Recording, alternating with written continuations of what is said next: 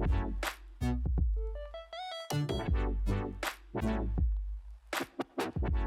going on, man? How you doing this week?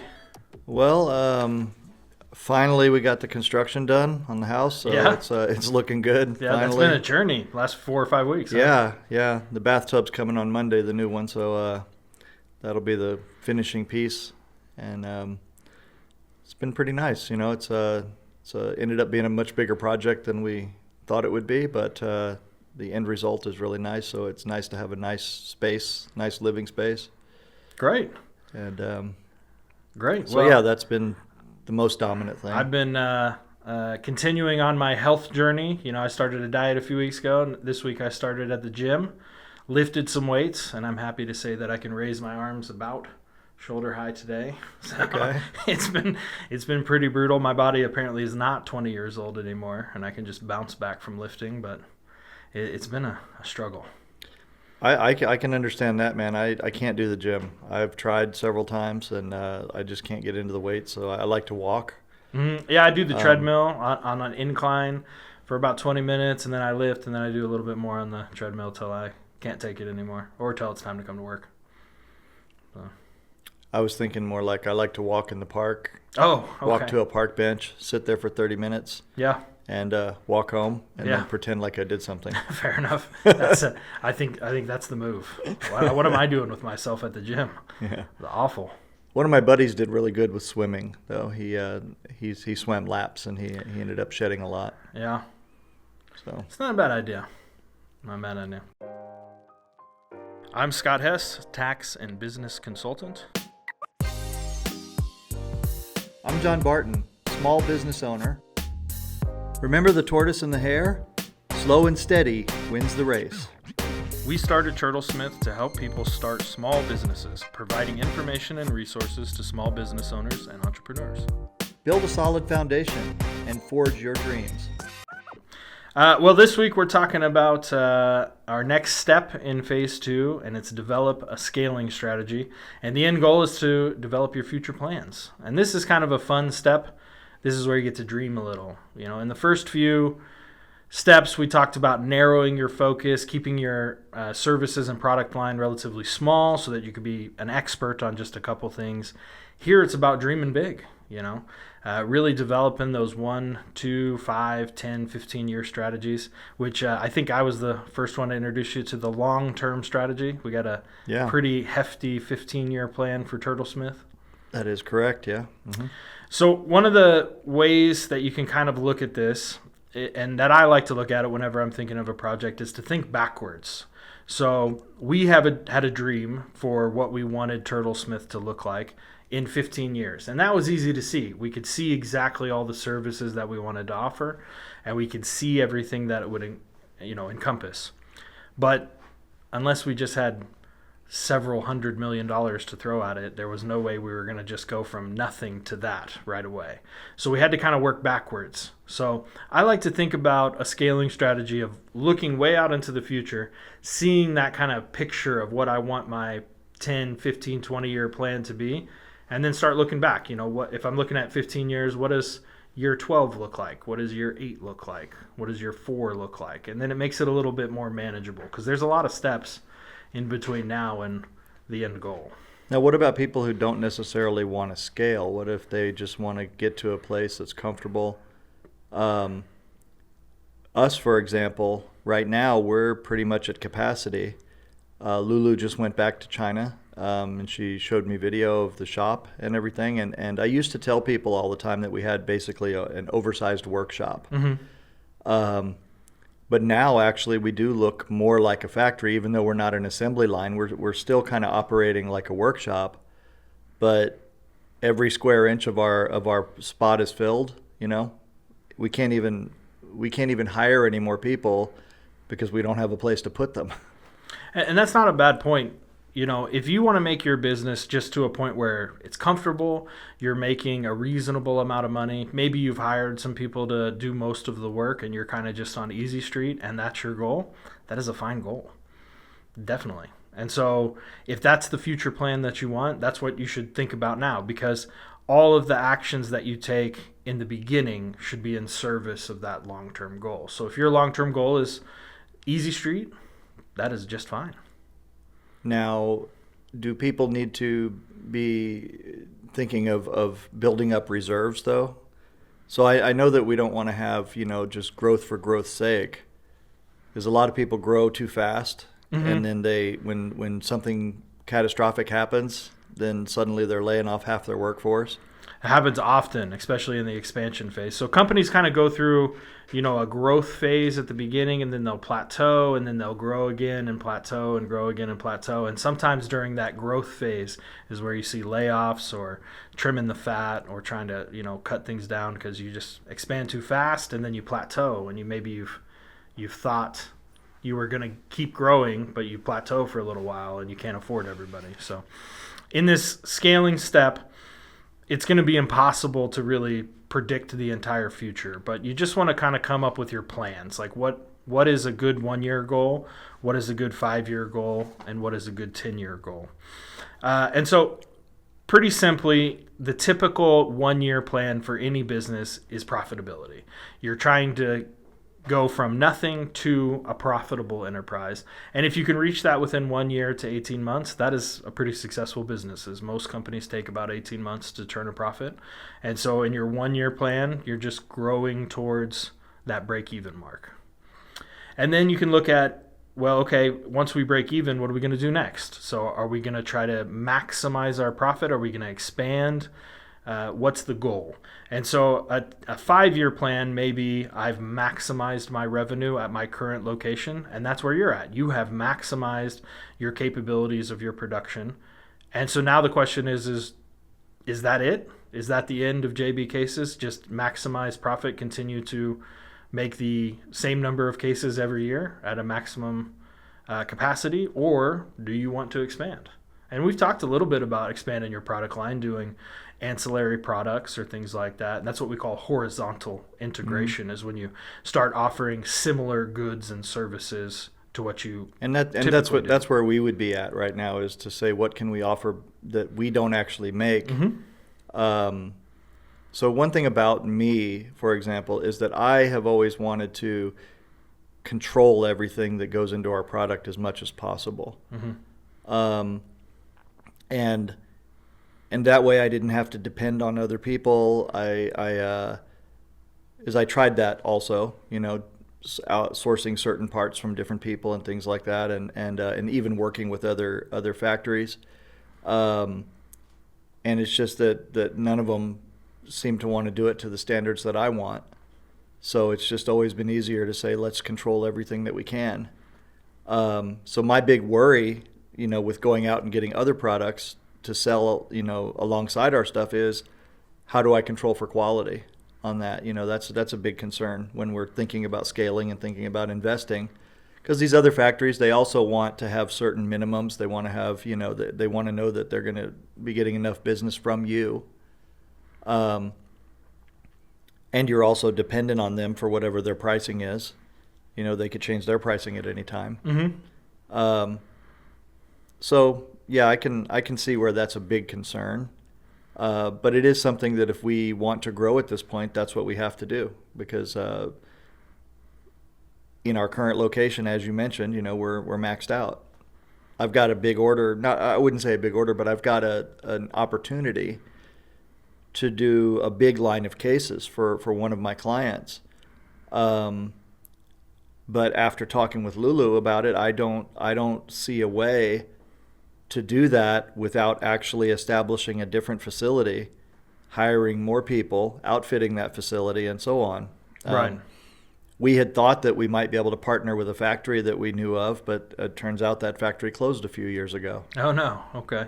So, well, you bring up an interesting point that we should talk about, and that's the supply chain. That's the other thing that you should kind of become an expert in this stage of scaling. You really need to become an expert in your supply chain. If you're going to scale, you have to make sure that your supply can meet that scaling strategy. And so you really need to narrow down not only on who you're getting your product from, but also who are they getting their stuff from. So if you are getting goods delivered to your house, to sell online, who are you buying from, and then who are they buying those raw materials from. So there's a lot of issues to kind of think about there. Right now, we talked earlier before the podcast about the dock worker strike. A lot of goods are not going to be making it. A lot of raw materials are not going to be coming here. And so businesses are going to struggle to meet the demand for their product if they can't get the goods in, if they can't get the raw materials and supplies. So in this scaling strategy, you should really focus down on your supply chain quite a bit. And the other thing you can take a look at too is what we call vertical integration. So vertical integration is where you take over portions of your supply chain or your distribution network. And so what things could your business, as it's doing, if you're buying products or you're shipping things or moving product, what things could your business take over and bring under your own company? So, we talked to Tim Cable, Mm-hmm. and he does vertical integration because he manufactures the products that he sells. He's got now 7 dispensaries. Mm-hmm. And also he has brand deals with some of the more nationally known brands where he's actually producing that product in his facilities here and distributing that product to other dispensaries. And cannabis is one of those businesses, particularly with the 280E law, the awful tax laws that are around cannabis companies. Vertical integration is almost the only way to make money. You have to be able to control your entire supply from seed all the way to the dispensary. And so that's a really good example of vertical integration. A lot of grows that I've worked with here will end up opening their own processing facilities because they have a lot of waste or trim that they can't sell in dispensaries as flower that they need something to do with. And a lot of them that are successful will eventually open their own dispensaries. So it sounds like Tim Cable kind of has that whole market. He's got a whole supply chain for himself. Yeah, he does. So that's that vertical integration. So any business can look at where they're getting products or where their products are going to be sold and integrate those into their own company. Yeah, so that's I see you've got horizontal integration on there as well. Do you want to explain that a little bit? Yeah, well, we hit about that just a minute ago when we were talking about your business, but horizontal integration is where you just kind of expand your product, services, and offerings. So you are starting to sell ancillary products or similar goods or offering similar services. So my company, for example, started off very small as just doing bookkeeping and taxes. I was eventually able to expand and bring on Tiffany, who's the attorney who works for us. So now we can handle clients who are in tax trouble. And so they'll come to us, and she goes and fights the IRS or the state for our clients. So that's a good example of horizontal integration of my business. Okay, I can see that. And now I'm also starting to do small business consulting, where I actually help with businesses and help them, with all kinds of stuff, licensing or cutting costs, increasing revenue, things of that nature. So one thing that we do, we also supply case interiors to other case makers. Yeah. That's so a great example. That's a relatively small part of our business, but it is an income driver that's fairly easy because we're producing interiors for ourselves anyway, so we just produce a couple extra for them as needed. Mm-hmm. And for me, it's kind of interesting because I know that for all of the production of a few other case makers, I've got a small piece of that. Yeah. Yeah. The last kind of portion of the scaling strategy that we want to talk about is just understanding what an exit is. And you should be thinking about an exit as you're developing your business plan. The few common ones are, an acquisition from a larger company. Typically, especially if you're in like the tech field or even all kinds of industries, if you kind of get big enough, those big fish in the industry might try to buy you up so that they don't have you as a competitor and they can take over your customer base. So that's what an acquisition is, when somebody comes in and buys your company. There's also an IPO. It's an initial public offering. It's also, you've probably heard the term going public. And that's when your company moves to the publicly traded stock exchange and you become a public company. So then you have a board and CEO and people who run the company. You will still own a majority of the stock probably, unless you sell it, but you wouldn't really run your company anymore. It becomes its own entity. And then the last one would just be, selling or passing on the torch. A lot of companies are, generational family companies. They get passed down from, father to son or father to daughter and so on and so forth. And that's an option as well. You can build a company, but you could also pass the torch on to a key employee. Maybe you're getting tired of running it and you want one of your managers or key people to take it over.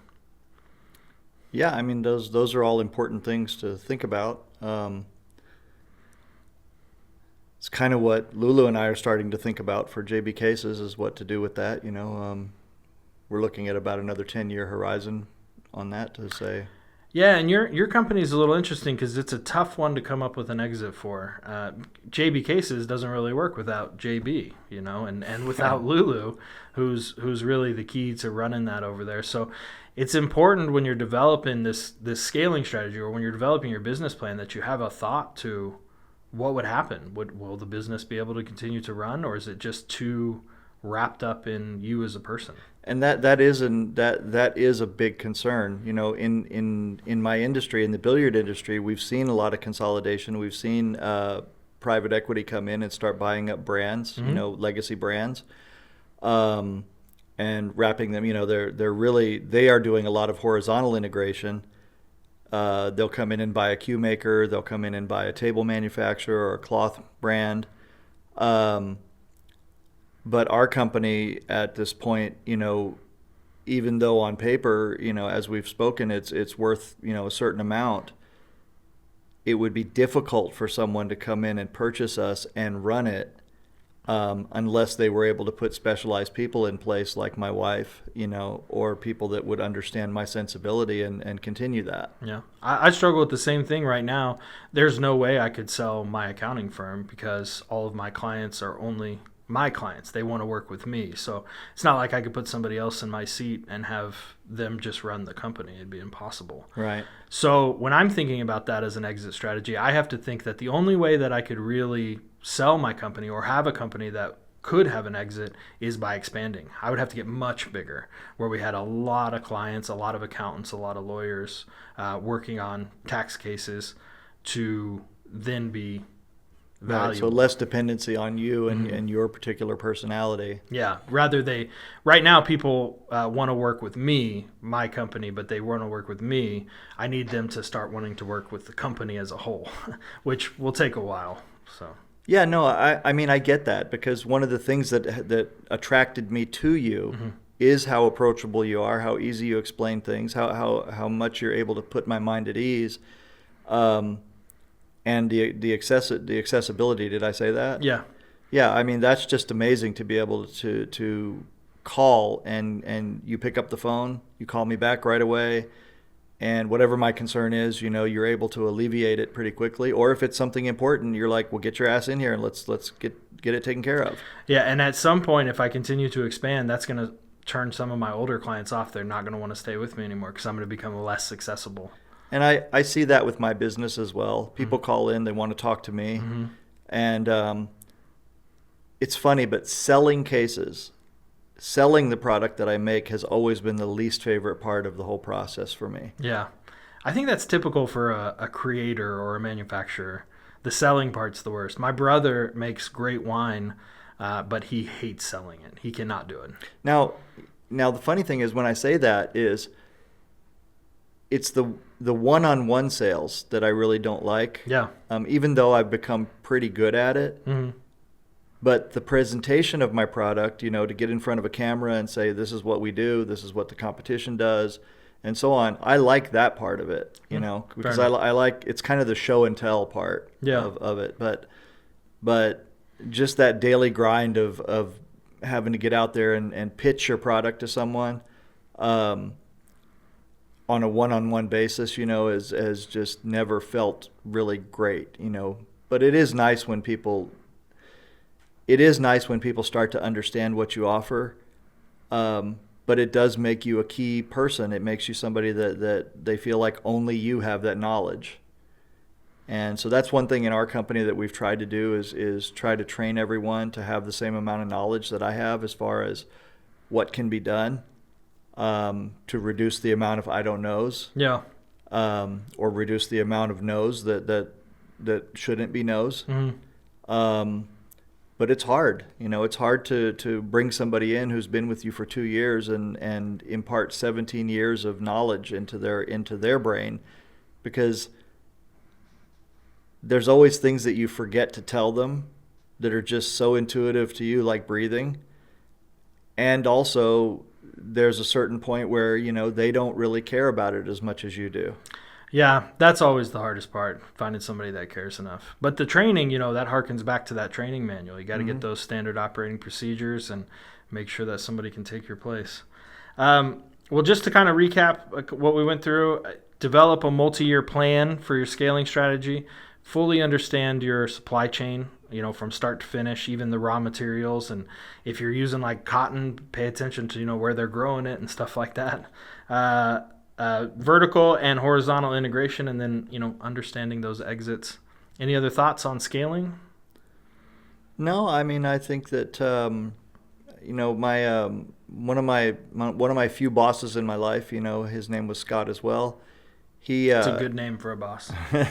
He told me, he said, when I embarked on the journey of this case company, he said, just, always stay abreast of the technological advances and the materials that are in use, and always look for things that can make your product better and make your knowledge better.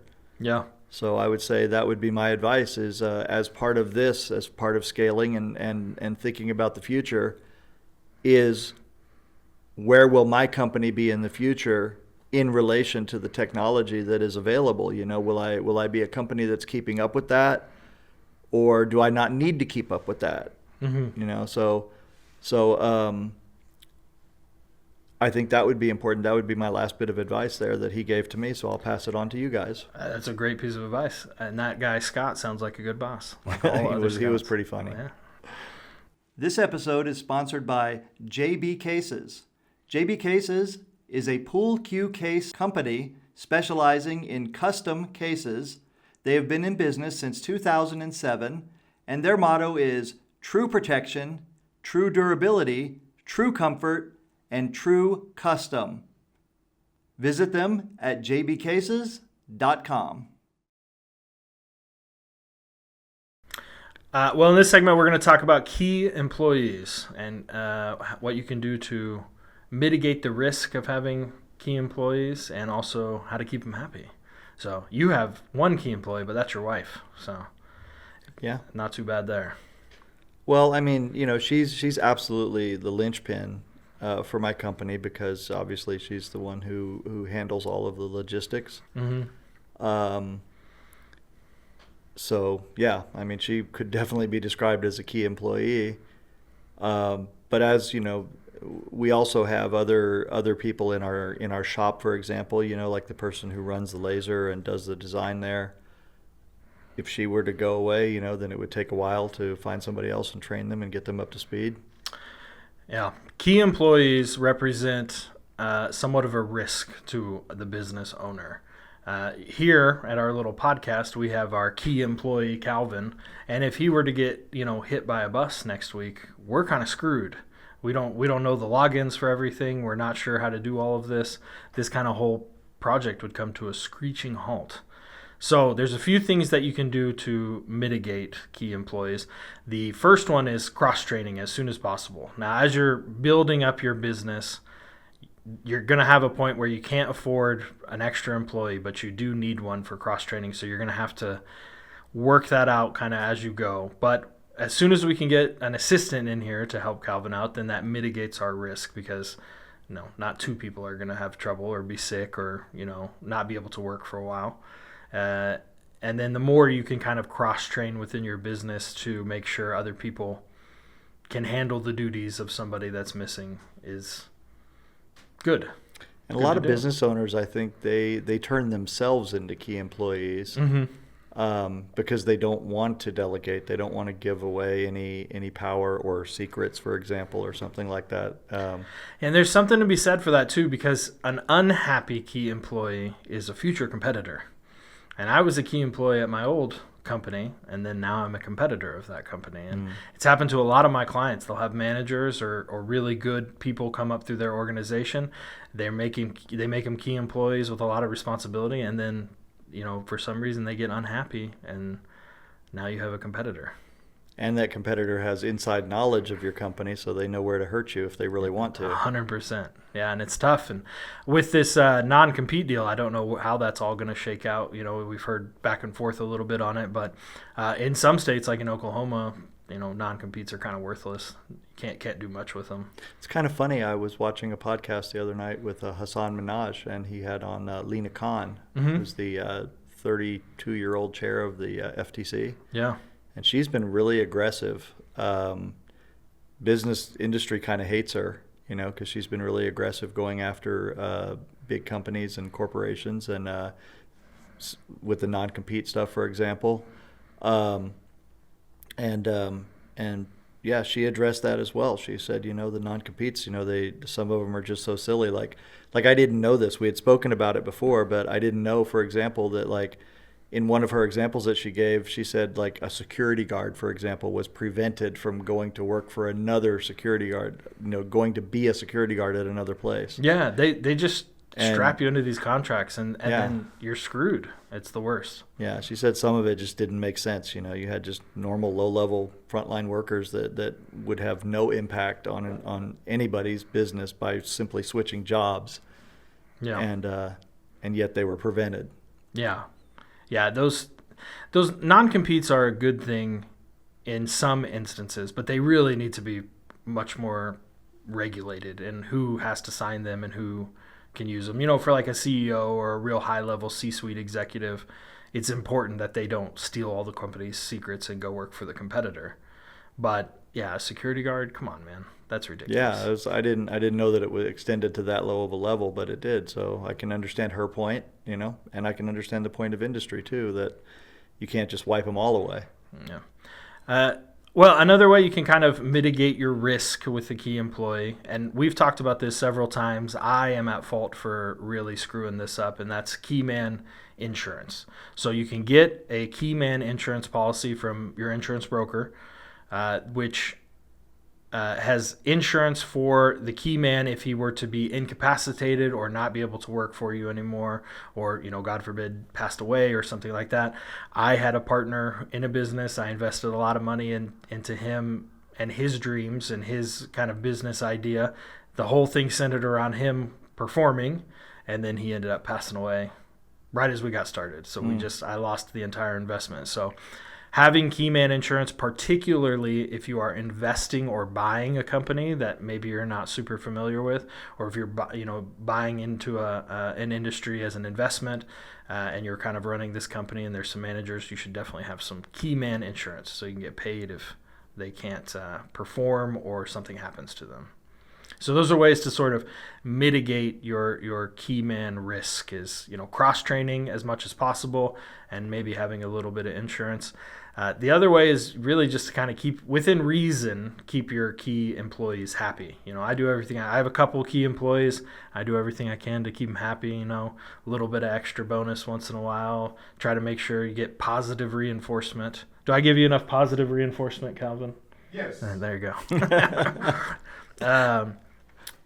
But monetary and benefits and kind words can only go so far. So one of the things I like to do, and I'm a big proponent on, and some people aren't, is to give a little bit of equity to the key employees. They should have a stake in your company if they're really that important and you can't live without them. Well, that's something that you and I have discussed, and we've struggled a little bit with it about how to give equity and what we would do with that. And one of the things is what happens when somebody leaves and things like that. But I do agree with you. I think that if I could have all my companies be pretty much co-ops, I would feel better about that, I think.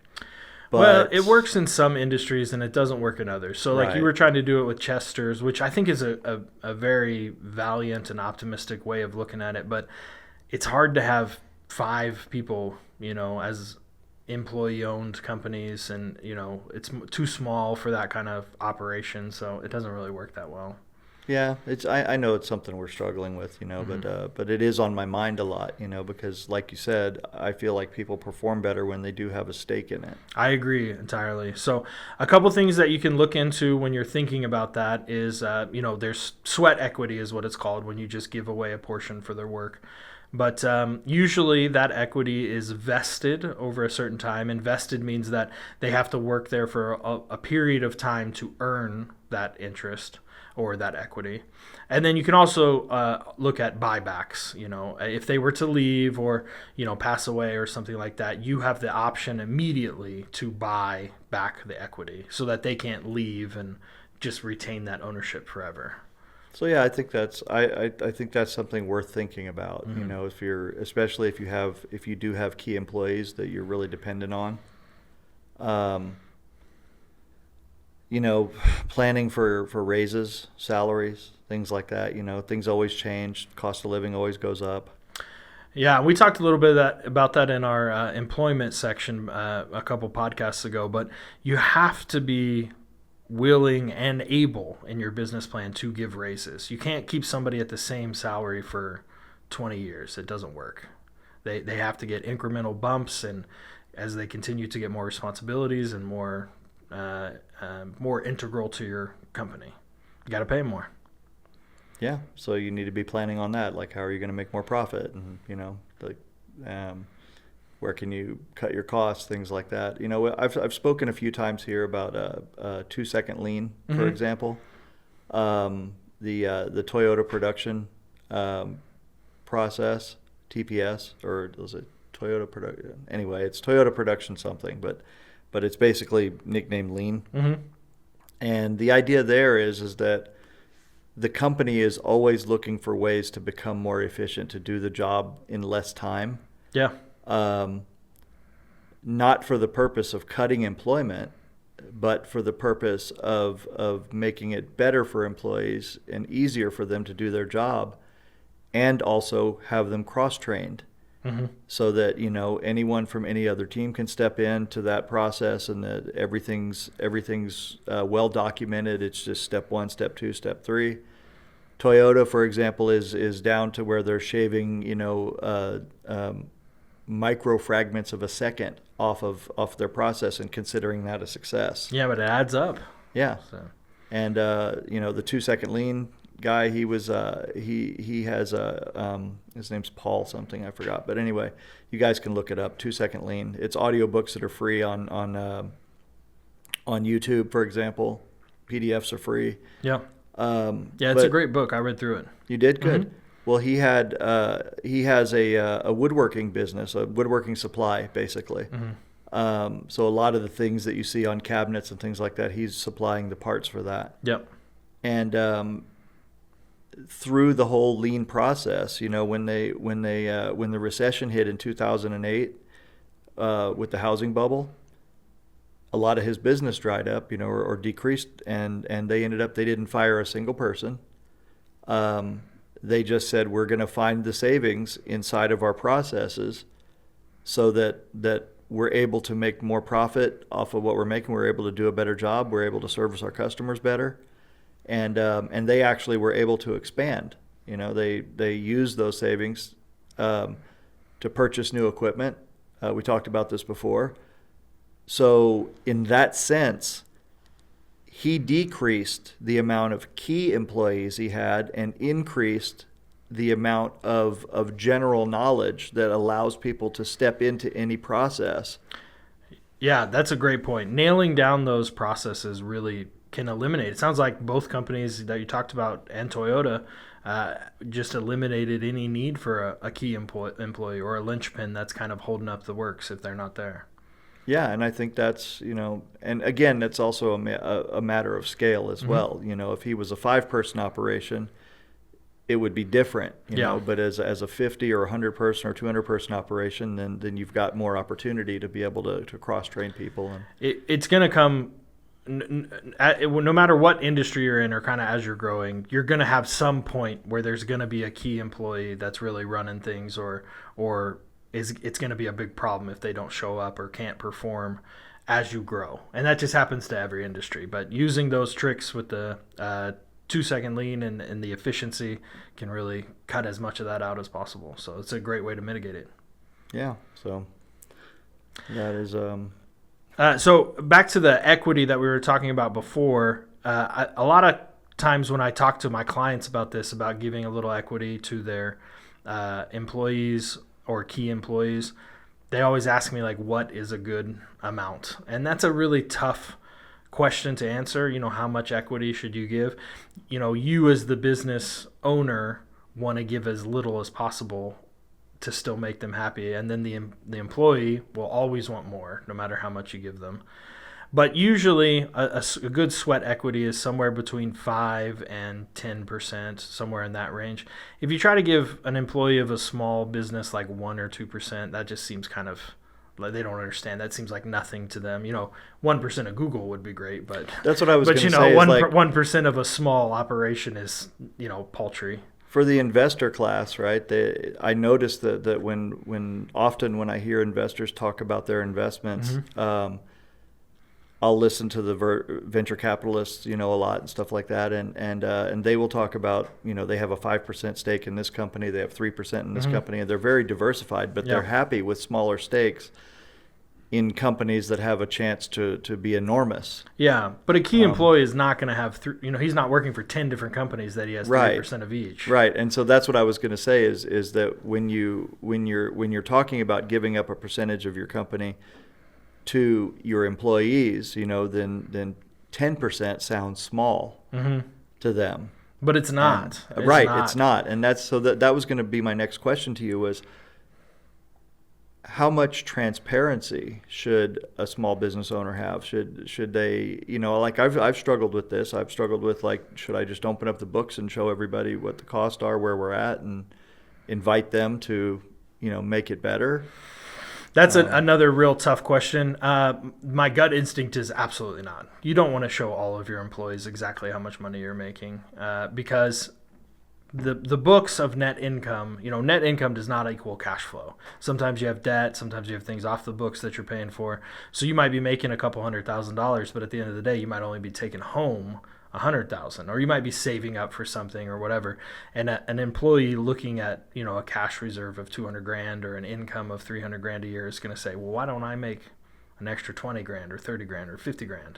So it just invites a little bit of greed in there. But for your key employees, having a basic conversation about financial statements and kind of where we're at and how the company is doing and what that equity represents is definitely worthwhile.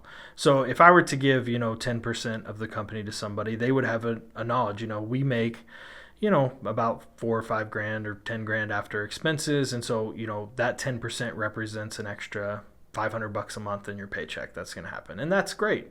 And they know that if the business grows, that extra $500 will continue to grow with it. So the bigger we get, the more money you'll make.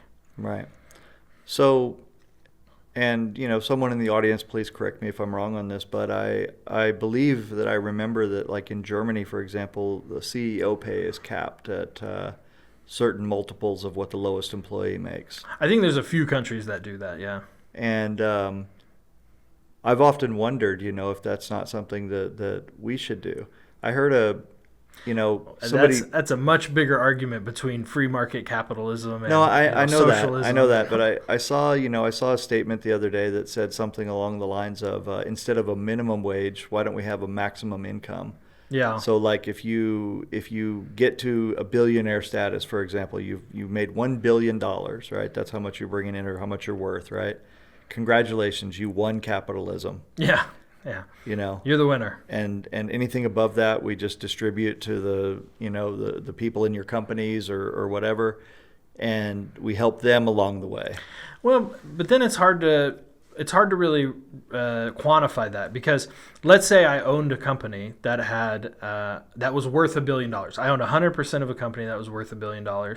So I'm technically a billionaire, but I might only have $500,000 or $1 million in cash. Yeah, well, I think that would be one of the things where you would quantify it. You would say, okay, when you have $1 billion in cash, that's when Yeah, you're but done. I don't think anybody has $1 billion in cash. Yeah, or whatever, but you know what I mean. I'm with like you. Well, basically, we had the conversation too. You did not understand how much money you were worth because that's not what's in the bank account. And Right. I'm telling you, here's the amount that you're worth.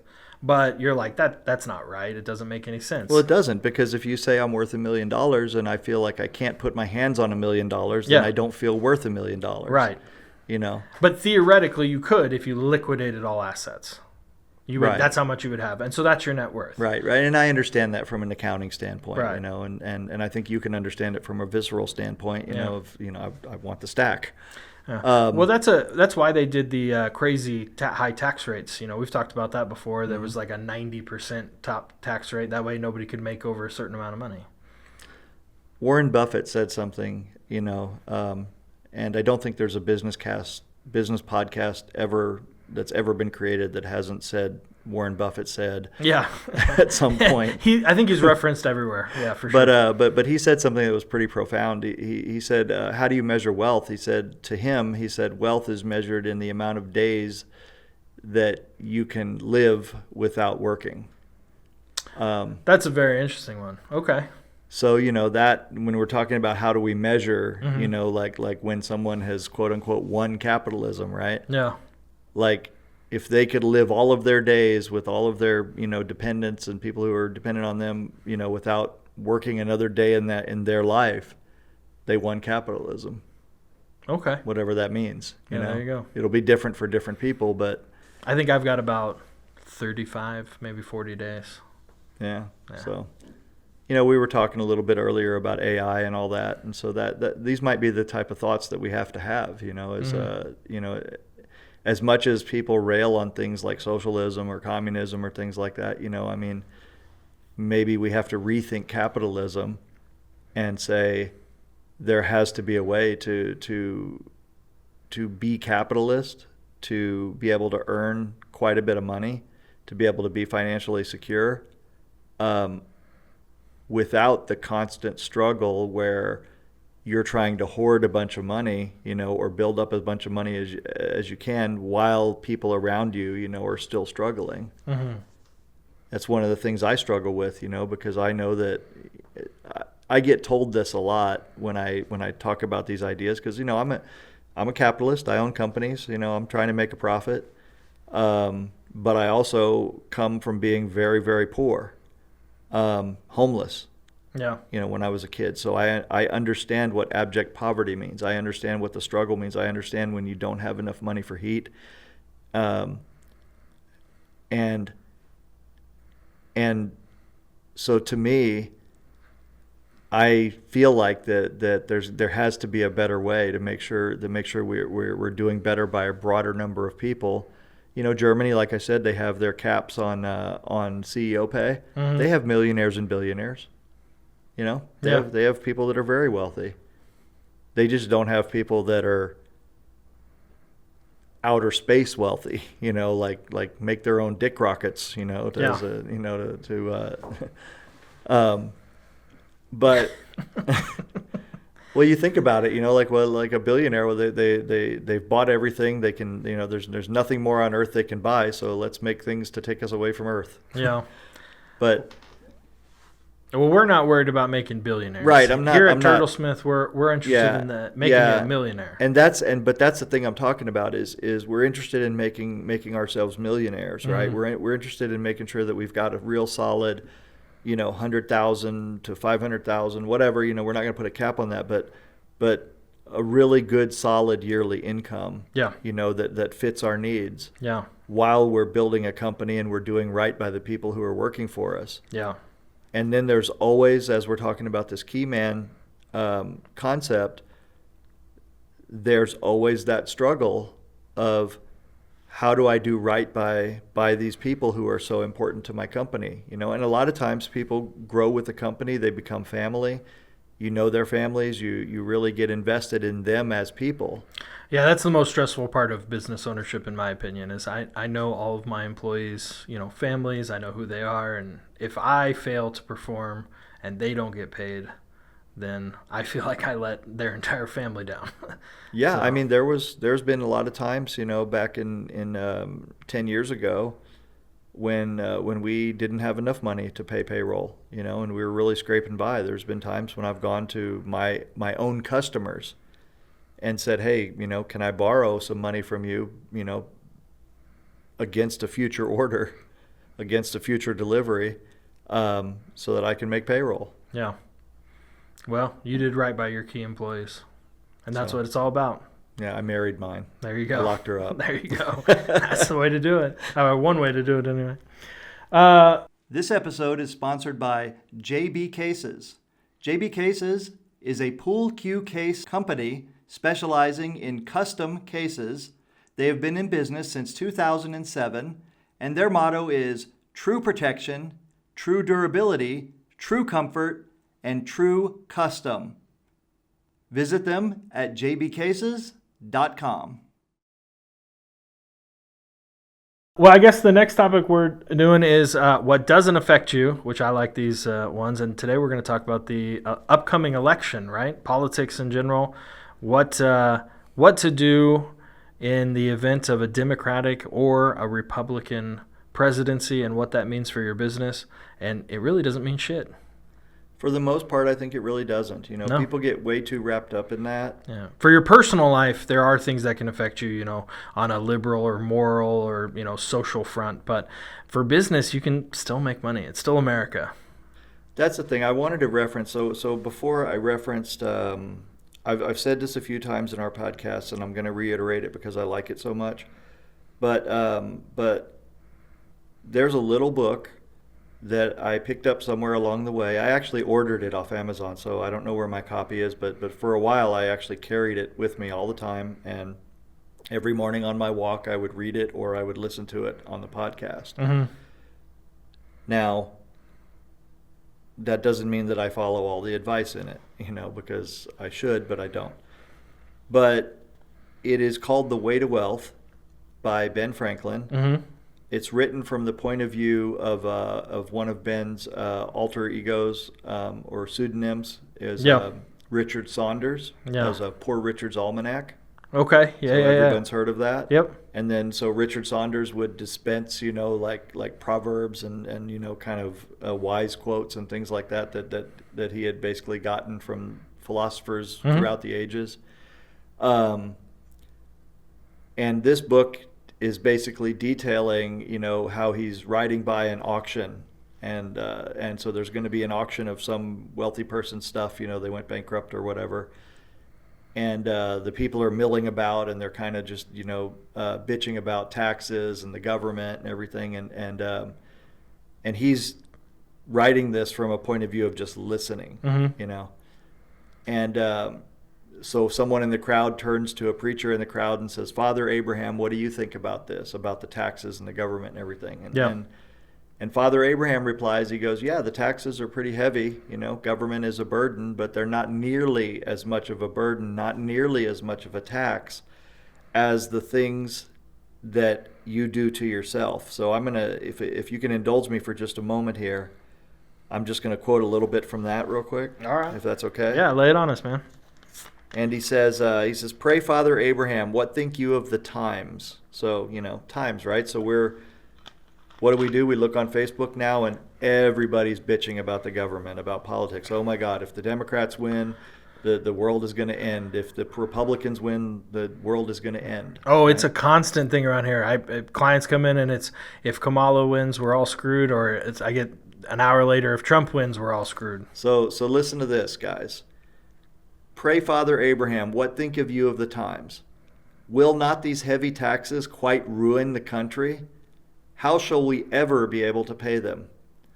Father Abraham stood up and replied, if you would have my advice, I will give it to you in short. For a word to the wise is enough, as Poor Richard says. They joined in desiring him to speak his mind, and gathering round him, he proceeded as follows.